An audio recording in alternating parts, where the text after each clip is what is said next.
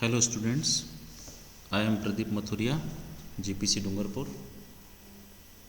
Today we will cover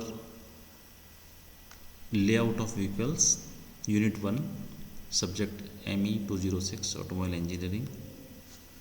अभी तक हमने ऑटोमोबाइल के पार्ट्स पढ़े थे पिछले सेक्शंस में, जिसको आप यूट्यूब पे देख सकते हैं. सो इस यूनिट फर्स्ट में 1.1, 1.2, 1.3, देन 1.3A, 3B, 3C. सो टॉपिक को अपन थोड़ा सा डिटेल में ले रहे हैं ताकि आप लोगों को पिक्टोरियल व्यू भी अच्छा समझ में आए. सो आज देखते हैं लेआउट ऑफ व्हीकल. लेआउट का मतलब क्या होता है? लेआउट का मतलब होता है कि एक तरह से इंजन, जैसे अपन कहते हैं फैक्ट्री लेआउट, उसी तरीके से इंजन लेआउट होता है कि इंजन कहाँ पर है, उसका पावर ट्रांसमिशन कहाँ है, डिफरेंशियल कहाँ है. तो vehicle is based upon the drive used, किस तरीके का ड्राइव है, टाइप ऑफ ड्राइव. एक तरीके से अपन उसको ड्राइव वर्ड लेंगे. They are front engine, rear wheel drive, rear engine, rear wheel drive, front engine, front wheel drive and four wheel drive. तो यहाँ पर अपन देखें तो फ्रंट इंजन, इंजन आगे है और पहिए पीछे वाले पावर ले रहे हैं. पीछे का ही इंजन है और पीछे का ही ड्राइव है. फ्रंट इंजन है, फ्रंट व्हील ड्राइव है और फोर व्हील ड्राइव है. तो इसके आधार पर अगर हम इसको देखें तो हम ये देखेंगे कि अब इनके अपन ने ये जो देखे पीछे वाले पॉइंट्स, इनको वन बाय वन लेते हैं कि front engine rear wheel drive में क्या फ़र्क पड़ेगा, rear engine rear wheel drive हो तो क्या फ़र्क पड़ेगा.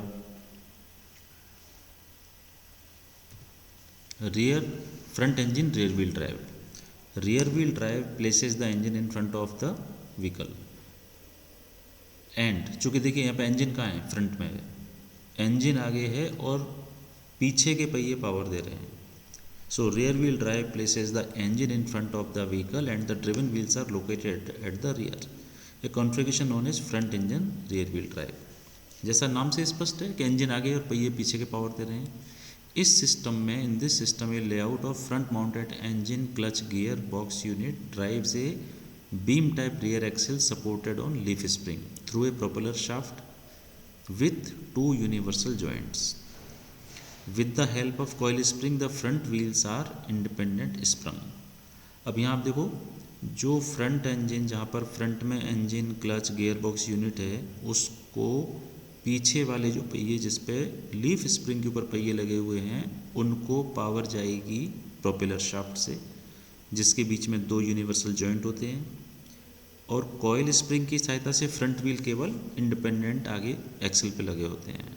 आगे वाले व्हील केवल पीछे वाले व्हील की वजह से चलेंगे, अकेले आगे वाले व्हील में कोई पावर नहीं है.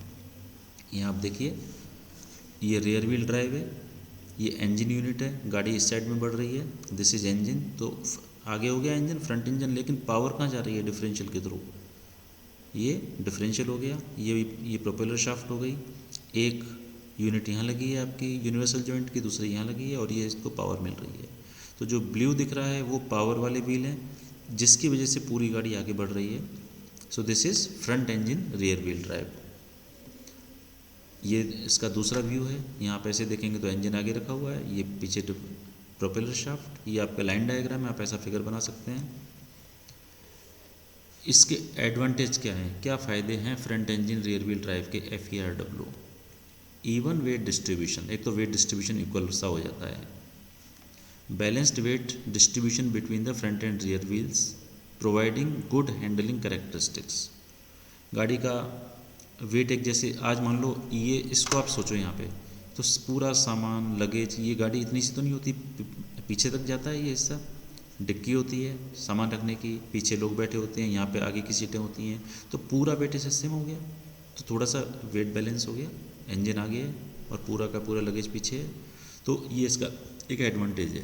Balanced wait distribution between the front and the rear wheels providing good handling characteristics. For easy front wheel steering movement reduced width between the wheel arches. अब आगे का हिस्सा आप देखिए, वापस देखिए, आगे का हिस्सा में कंट्रोल ज़्यादा अच्छा होगा लेफ़्ट राइट लेने का. Large luggage space is provided behind the car seat. अगर यहाँ इंजन नहीं है इस हिस्से में, तो आपको इस हिस्से में लगेज रखने के लिए अच्छी जगह मिल जाती है. ये फ्रंट इंजन होने का फ़ायदा है. Then maintenance and accessibility of engine, gear box is easy, and control over the accelerator and clutch. अब आगे ही ड्राइवर बैठा है, आगे ही इंजन है, तो उसका कंट्रोल गियर बॉक्स का, क्लच का, एक्सेलेटर का डेफिनेटली इजी हो जाएगा। इंजन भी आगे, ड्राइवर भी आगे। Radiator cooling is natural by air, so decreases the power required for cooling. अब सामने इंजन है, हवा, गाड़ी आगे बढ़ रही है, सामने उसको हवा मिल रही है, तो नेचुरल उसको हवा मिल रही है अच्छी, तो कूलिंग के लिए आपको कम पावर चाहिए। Better braking efficiency, more even weight distribution होने से, चारों पहियों को वेट बराबर मिलने से ब्रेकिंग एफिशिएंसी इंक्रीज हो जाती है। अब इसके डिसएडवांटेज क्या हैं, नुकसान क्या हैं फ्रंट इंजन रियर व्यू के? Reduces back seats leg room space, क्योंकि इंजन आगे है, फिर वहीं सीटें आ गई पीछे, तो सीटों को पीछे रखना पड़ता है। इंजन थोड़ा फ्रंट में है या सेंटर में है, तो पीछे की सीटों के बीच में जगह कम रह जाती है, लेग रूम कम रह जाता है। A tunnel is needed for the propeller shaft, एक प्रोपेलर शाफ्ट जाएगी पूरे में गाड़ी में आगे से पीछे तक, तो उसके लिए उसको एक जगह देनी पड़ेगी। बहुत नीचे होगी तो ज़मीन में टकराएगी, बहुत ऊंची होगी तो गाड़ी को डिस्टर्ब करेगी, उसके फ्लोर के हाइट को। रिड्यूसेस बूट स्पेस कम हो जाता है। हैवियर एंड मोर एक्सपेंसिव है, क्योंकि आगे इंजन था और आगे ही पावर मिलती, तो जो प्रोपेलर शाफ्ट और बीच में जो डिफरेंशियल जाता है उसकी ज़रूरत ही नहीं पड़ती। डिफरेंशियल तो फिर भी चाहिए, लेकिन एक तरीके से आपको वो जो प्रोपेलर शाफ्ट और जो हाउसिंग है उसका वेट कम हो जाएगा। इफ़ स्टक इन मड और snow, it is harder to drive away than in front wheel drive car. अब यहाँ पे देखिए क्या चीज़ है, आपने देखा होगा, ये अभी आगे भी आएगा, एग्जाम्पल भी देख लें, लेकिन यहीं पर एक आपको एग्जाम्पल क्लियर कर देता हूँ। एक बहुत रफ एग्जांपल लेते हैं, रफ का मतलब वेरी कॉमन एग्जांपल। मारुति 800 आपने देखी है सभी ने, ऑल्टो, मारुति 800, इंजन आगे होता है और आगे के पहिए ही से ही पावर मिलती है। जब गाड़ी स्लिप मारती है तो आगे के पहिए स्लिप मारते हैं। ऐसी कोई गाड़ी दिमाग में आती है जिसमें पीछे के पहिए में पावर हो? वैन। आप वैन देखिए, वैन के अंदर इंजन आगे होता है सीटों के नीचे, लेकिन एक नीचे प्रोपेलर शाफ्ट होती है और पीछे के पहियों को पावर मिलती है। तो वैन में जो मारुति की 800 है वो और मारुति 800 दोनों में क्या अंतर है? कार में आगे के पहियों को पावर मिल रही है और वैन में पीछे के पहियों को पावर मिल रही है। तो दोनों के अपने अपने क्या फ़ायदे हैं, क्या नुकसान है। चढ़ाई पे गाड़ी चढ़ रही है तो आपने देखा होगा कि ट्रक, बस, जितने भी हैवी व्हीकल्स हैं जो लोडिंग में काम आते हैं, उन सभी में पीछे के पहिए ट्रक के पावर क्यों देते हैं, आगे के क्यों नहीं देते? क्यों इतना लंबा डिफरेंशियल लगाते हैं? तो इसका क्या फ़ायदा है, क्या नुकसान है? तो नुकसान तो आपने देख लिया। नुकसान ये है कि अगर गाड़ी आगे जा रही है और कहीं खड्डे में या किसी कीचड़ में फंस गई, तो उस केस में पीछे के पहिए पावर दे के आगे के पहियों को निकाल सकते हैं। अगर मारुति कहीं आगे जाके अचानक कीचड़ में फंस गई तो उसके पहिए वहीं कीचड़ में घूमते रहेंगे फ्रंट वाले, क्योंकि पीछे वालों में तो पावर है ही नहीं। और अगर पीछे के फंस गए, वैन के पीछे के फंस गए, अब आगे वालों में पावर नहीं है। तो दोनों का फ़ायदा भी है, नुकसान भी है। लेकिन चढ़ाई पे गाड़ी चढ़ रही है तो पीछे के पहिए से पूरी गाड़ी आगे तक स्लिप नहीं मारती, आगे बढ़ती चली जाती है और आगे के पहिए स्लिप होने लगते हैं। उस समय फिर रोकने का कोई साधन नहीं है। तो ये एडवांटेज है कि जो भी लोडिंग गाड़ियाँ होती हैं उनमें रियर व्हील ड्राइव होता है। तो अगर आप कहीं पे स्नो में हार्डर उसमें फंस गए तो फ्रंट पीछे वाले थोड़ी सी ड्राइविंग में दिक्कत करते हैं। अगर कीचड़ या स्नो है तो गाड़ी स्लिप मारती है। लेकिन पीछे के पहिए का फ़ायदा क्या है, अगर रियर व्हील ड्राइव है तो अगला पहिया जैसे अचानक कहीं खड्डे में अटक गया या कीचड़ में अटक गया तो पिछला पहिया ताकत दे के उस पूरी गाड़ी को निकाल देता है। क्योंकि अनजाने में, रात में, अंधेरे में नाली में पहिया फंसा तो फ्रंट ही फंसेगा सबसे पहले, और फ्रंट ही फंस गया तो फिर पावर तो फ्रंट से मिलती है, अब वो तो स्लिप मारता रहेगा। ट्रैक्टर में देखो अगले पहिए फ्री होते हैं, पीछे पहिए के पहिए से पावर मिलती है। तो ये अपने को समझने वाली चीज़ है। Now rear engine rear wheel, अब इंजन भी पीछे है और पावर भी पीछे को मिल रहा है। This layout consist of placing the engine, clutch and gear box in the back. पीछे के हिस्से में होगा definitely, so taking the space of the boot, जो पीछे डिक्की की जगह है, सामान रखने की जगह है, उसके अंदर तो इंजन आ गया। In this type of layout more than 50% of the weight on the rear axle, 50% से भी ज़्यादा गाड़ी का वेट रियर एक्सेल पे होता है। इसलिए पीछे फिर जो वॉल्वो गाड़ी होती है जिनमें रियर इंजन होता है, उनमें आप देखिए पीछे मल्टी एक्सेल होते हैं, एक से ज़्यादा एक्सेल होते हैं। The necessity of the propeller shaft is completely eliminated, फिर इसमें प्रोपेलर शाफ्ट चाहिए ही नहीं, डायरेक्ट ही पीछे के पहिए से पावर मिलेगी, तो पूरी गाड़ी का जो बीच का हिस्सा है वो खाली रहता है। तो इसीलिए फिर वॉल्वो में बीच के हिस्सों में नीचे की साइडों से सामान रखा जाता है। यहाँ पे आप देखिए रियर व्हील ड्राइव, गाड़ी का डायरेक्शन ये रहा, ये फ्रंट व्हील है, यही इंजन, यही डिफरेंशियल, ये इसी को पावर। तो RR rear engine rear wheel drive, ये पूरा हिस्सा खाली है, यहाँ पे कुछ भी आपको कंस्ट्रक्शन नहीं रखना। तो इसलिए गाड़ी की ये जो आपने देखा होगा बसों में इस हिस्से में बॉक्स बना होता है, तो सेंटर तक दोनों तरफ से वो सामान रख देते हैं, तो ये पूरा हिस्सा टायरों की हाइट तक का, सीटों के नीचे का हिस्सा पूरा हॉलो होता है। तो इन सब में ये लोग लगेज रख देते हैं। यहाँ भी देख लीजिए, ये कार फ्रंट कंप्लीट खाली है, पूरा फ्लोर खाली है, लेग रूम खूब मिलेगा यहाँ पे ये, लेकिन इसमें बूट स्पेस कम पड़ जाएगा, डिक्की स्पेस कम पड़ जाएगा। So clutch, gear box, engine, final drive from a single unit, सब एक में ही हो जाता है। फ़ायदे, लार्ज पैसेंजर स्पेस, जगह अंदर की ज़्यादा मिल गई। Very compact and accessible power and transmission assembly is provided, ये पूरी की पूरी पावर एक जगह से ही है, ये नहीं है कि यहाँ से आके पावर आगे जा रही है या आगे से पीछे जा रही है। Similarly front of the vehicle provides good visibility by designing the body of aerodynamic shape, gives good streaming lining. अब आपके पास में यहाँ पे आगे पूरी जगह है, गाड़ी का शेप चाहे जैसा दे दो, क्योंकि इंजन तो पीछे चला गया, तो इसको आप स्ट्रीमलाइन बॉडी कर दो, पतला कर दो, फ्रंट में सीट कर दो, आगे तक ड्राइवर की विजिबिलिटी अच्छी हो जाएगी। तो ये इसके फ़ायदे हैं। दूसरे और फायदे, lot of weight at the back improves the acceleration and braking. अब बहुत सारा ब्रेक और लोड पीछे है, तो जब ब्रेक लगाएंगे तो गाड़ी ऑटोमेटिक आगे को दबेगी, तो ब्रेकिंग इफेक्ट हो जाएगा। And disc brake can be design to take bigger amount of braking due to the weight distribution of the rear end. अब डिस्क ब्रेक होंगे मतलब ब्रेकिंग इफेक्ट डेफिनेटली पीछे इंजन हैवी होने से ब्रेकिंग इफेक्ट गाड़ी का इंप्रूव हो जाता है। Passengers are comfortable from engine noise, heat and fumes. अब गाड़ी आगे से इंजन में हीट भी निकलती है, फ्यूम्स भी निकलते हैं, सब कुछ पीछे है, तो जो भी है वो पीछे एडजस्ट निकलता रहेगा, तो ये सब जितने आगे के पैसेंजर हैं उनको कंफर्ट रहता है। Front of the vehicle provides a good visibility and by designing the body of to aerodynamic shape gives good streaming lining and passengers are comfortable from engine noise, heat and fumes. Excellent traction is available while climbing on hills. अब देखिए यहाँ पे excellent traction, जो अपन ने van की बात की थी कि अगर पीछे के पहिए को पावर मिल रहा है लेकिन इंजन भी पीछे है, तो गाड़ी जब चढ़ाई पे चढ़ती है तो पीछे से बड़ा सॉलिड तरीके से बढ़ रही है, आगे तो अगला हिस्सा तो हल्का है, आसानी से चढ़ता है, पीछे का हिस्सा पावर दे रहा है। तो ट्रैक्शन चढ़ाई के समय पे इसको एक अच्छा क्लाइंबिंग हिल्स के ऊपर पीछे से ट्रैक्शन मिलता है। तो आपको ये पता रहेगा कि रियर इंजन रियर व्हील वाली जो गाड़ी होगी वो front engine rear wheel drive से अच्छी हो गई। यहाँ पे देखो क्या अंतर था, दोनों में रियर व्हील ड्राइव है, लेकिन एक में रियर इंजन है, एक में फ्रंट इंजन है। तो फ्रंट इंजन और रियर इंजन में भी फिर ज़्यादा स्टेबल कौन सा हो गया, रियर इंजन।